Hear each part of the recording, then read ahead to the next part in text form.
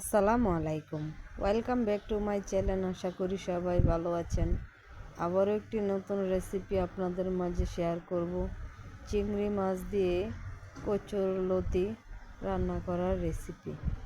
অনেকে কচুরলতি রান্না করার পর অনেকটাই গলে যায় বা আস্ত থাকে না, বা আস্ত থাকলে শক্ত থাকে, তাদের জন্য এই রেসিপি। এ টু জেড সব কিছু শেয়ার করব। আমার ভিডিওটা আশা করি শেষ পর্যন্ত দেখবেন। কচুরলতি রান্না করার জন্য একটি কড়াই বসিয়ে দিয়ে দিব পরিমাণ মতো তেল। তেলের পরিমাণটা সামান্যই লাগবে, বা 2 টেবিল চামচের মতো। তেলটা আপনারা অবশ্যই কম দিবেন, তেলের পরিমাণটা বেশি দেওয়া যাবে না। এখানে আমি পেঁয়াজ রসুন কুচি দিয়ে দিলাম 1 কাপ পরিমাণ, আর চিংড়ি মাছ দিয়ে দিব 1 কাপ পরিমাণ। সব কিছু ব্রাউন করে ভেজে নিব। আপনারা চিংড়ি মাছের সাথে যে কোনো মাছ অ্যাড করতে পারেন। এখানে আমি 2টা পোয়া শুটকি অ্যাড করেছি। দিয়ে দিব স্বাদ মতো লবণ।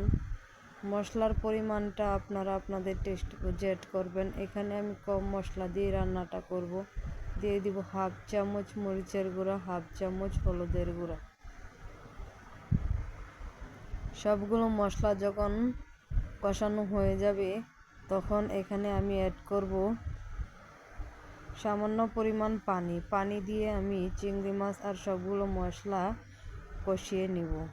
কষানোর জন্য আমি এখন দিয়ে রেখে দেব 2 মিনিট। 2 মিনিট পর এখানে আমি আগে থেকেই কচুরলতিগুলো কেটে ধুয়ে পরিষ্কার করে হালকা সিদ্ধ করে ছেঁকে নিয়েছি।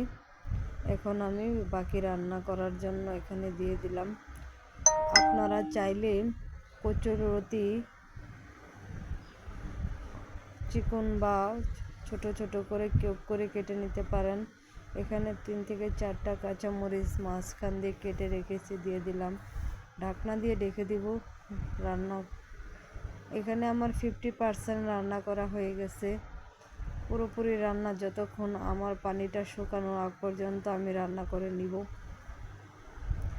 একদম সিম্পলভাবে আপনারা ঘরোয়া মশলা দিয়ে এই রেসিপি তৈরি করে নিতে পারেন। এতটাই সুস্বাদু এই কচুরলতি, যারা রান্না করেছেন না তারা একবার হলো ট্রাই করে দেখতে পারেন।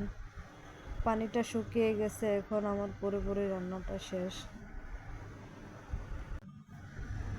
এখন আমি আপনাদেরকে পরিবেশন করে দেখাবো। আপনারা এভাবে অল্প সময়ের মধ্যে কচুরলতি রান্না করে নিতে পারেন। যতটাই দেখতে সুস্বাদু দেখা যাচ্ছে, তার চেয়ে দ্বিগুণ মজা হয়েছে এই কচুরলতি রান্না। আমি তো এই কচুরলতি এভাবে রান্না করে খেতে চাই, কিন্তু অনেক সময় আমি সমস্যার কারণে খেতে পারি না। আপনারা অবশ্যই এই কচুরলতি রান্না করে খেয়ে দেখবেন। আমার বাচ্চারা তো অনেক পছন্দ করেছে এই কচুরলতি। আপনারাও এভাবে রান্না করে খেয়ে দেখবেন। আশা করি সবাই ভালো থাকবেন, সুস্থ থাকবেন। আল্লাহ হাফেজ।